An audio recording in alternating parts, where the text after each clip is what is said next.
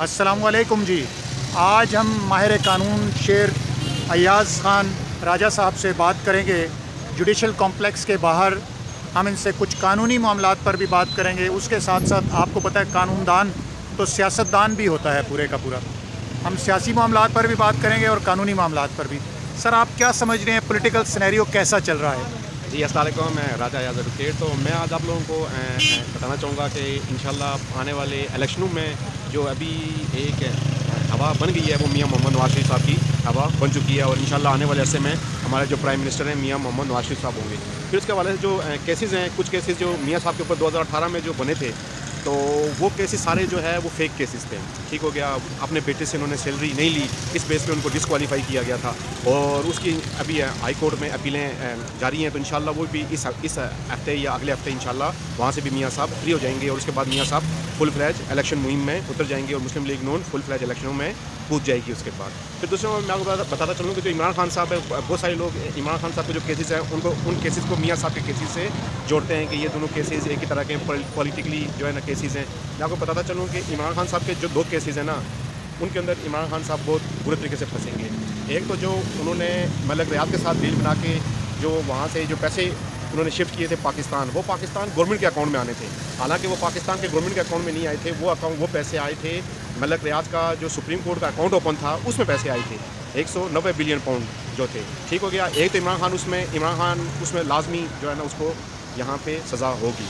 दूसरा जो उन्होंने साइफ़र का जो उन्होंने झूठ बोला था कि साइफ़र जो है हमें उसके अंदर जो है ना ये सारी चीज़ें आई हैं कि मेरी हुकूमत को हटाया जाए, ये भी इसके ऊपर भी इमरान खान को जो है उम्र कैद की सज़ा होगी, कम से कम उम्र कैद की सज़ा है, या और ज़्यादा उसको सज़ाए मौत भी हो सकती है। ठीक हो गया, ये 2 केसेस हैं। तो और जो केसेस हैं उन केसेस में चलें आप कह सकते हैं कि कुछ रिलीफ मिल जाएगा, लेकिन इन 2 केसेस में इमरान खान को रिलीफ नहीं मिलने वाला। अब इस जो पैसे का केस आपने बात की है, नेशनल क्राइम एजेंसी जो बरतानिया की है, जी जी, इसे अल मशरिक बैंक ने लेटर लिख दिया है कि ये पैसे खुद मलिक रियाज के बेटे ने सुप्रीम कोर्ट के अकाउंट में जमा कराए हैं। हमने उन्हें ये नहीं कहा, ना ही हमने कोई ऑर्डर दिया है, ना हमने अकाउंट को बैन किया है, फ्रीज़ करने का कहा था। फ्रीज़ का मतलब वक्ती तौर पर होता है। अब देखें, मैं आपको ये बात बताऊं कि जो उन्होंने जो इन्वेस्टिगेशन की थी ना, इन्वेस्टिगेशन के बाद जो उन्होंने रिपोर्ट जारी की थी उसमें उन्होंने कहा था ये पाकिस्तान अवाम का पैसा है, और ये पैसा इलीगली तौर पर कहाँ ट्रांसफ़र हुआ है, यूके में ट्रांसफ़र हुआ है, और ये पैसा हम पाकिस्तानी अवाम को वापस करना चाहते हैं। अवाम कौन है?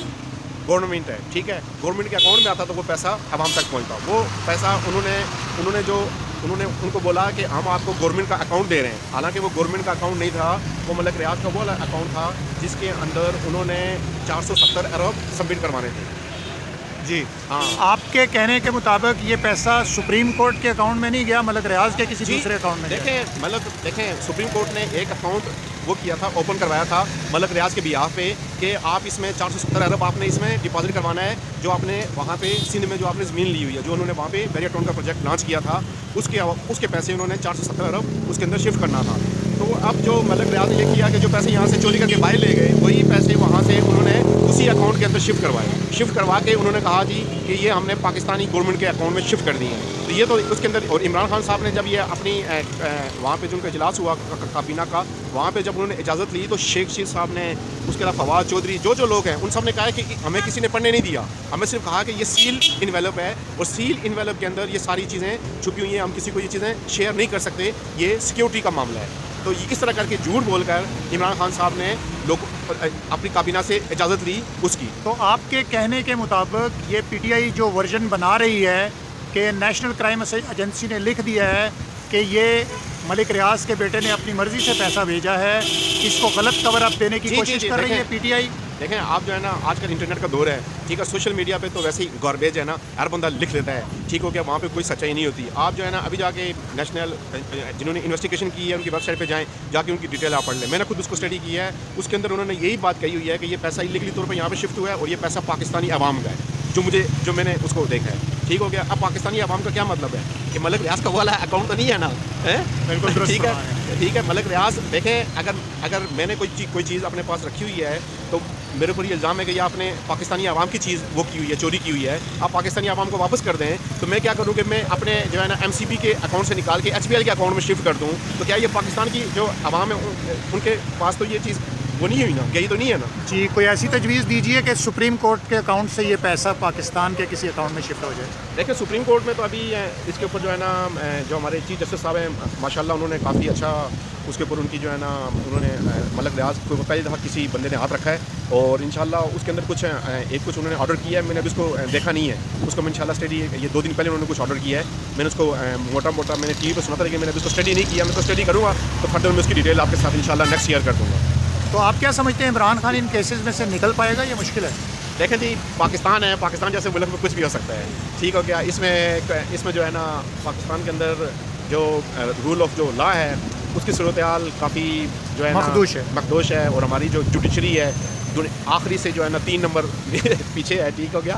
तो पाकिस्तान में कुछ भी हो सकता है और किसी वक्त कुछ भी हो सकता है। एक और छोटा सा सवाल है, हमारे जजेस जो ऑब्जर्वेशन देते हैं जी, वो बड़ी आवाम को खुश करती हैं और आखिर में फ़ैसला कुछ और आ जाता है। देखें जी, बात ये होती है कि देखें मैं आपको बताऊं कि हमारा जो जुडिशरी का सिस्टम है ना, ये इंतहाई वीक सिस्टम है, कमज़ोर सिस्टम है, ठीक है। और फिर यहाँ पे जो लोग ऊपर आते हैं, जो चीफ जस्टिस जो हाई कोर्ट में आते हैं और जो सुप्रीम कोर्ट में आते हैं, तो उनको पीछे से जब तक उनको हमारी एजेंसीज़ क्लियर ना करें वो नहीं आ सकते। तो एजेंसीज़ फिर उसी बंदे को क्लियर करती हैं जिस बंदे का जो है कुछ ना कुछ उनके पास रिकॉर्ड हो। तो जो फेयर बंदे होते हैं वो बहुत कम ही कहीं ऊपर आ पाते हैं। ये हमारी जुडिशरी का बड़ा जो है ना सेटबैक है। तो इंशाल्लाह आस्ता आस्ता चीज़ें ठीक हो जाएंगी। हर डिपार्टमेंट को अपने अपने हदूद पे रहना चाहिए, हर डिपार्टमेंट अपना अपना काम करे तो पाकिस्तान तरक्की करे। नवाज शरीफ साहब के केसेस क्लियर होंगे, जल्द क्लियर होंगे, इलेक्शन से पहले होंगे, नहीं होंगे? जी इंशाल्लाह इलेक्शन से पहले हो जाएंगे ये केसेस। वो केसेस थे कुछ ना, मैं उन केसेस में खुद पेश होता रहा हूँ। मैंने उन केसेस में बड़े बड़े वकीलों के साथ में उनके साथ जाता था। मैंने उन्हें देखा, देखें मेरे जैसा जो अभी स्टूडेंट है लॉ का, ठीक है, मुझे अभी 5-6 साल हुए हैं, तो मैं जहाँ पे ये चीज़ मैंने देखी कि ये फेक केसेस हैं, तो वहाँ पे जो बैठे हुए जजेस उनका एक्सपीरियंस जो है 30-30 साल का एक्सपीरियंस है, तो उनको इस बारे में मालूम नहीं है कि ये फेक है या नहीं है फेक। सही कह रहे हैं आप। बहुत शुक्रिया जी आपका। इंशाल्लाह फिर किसी मौजू के साथ आपके साथ हाजिर होंगे।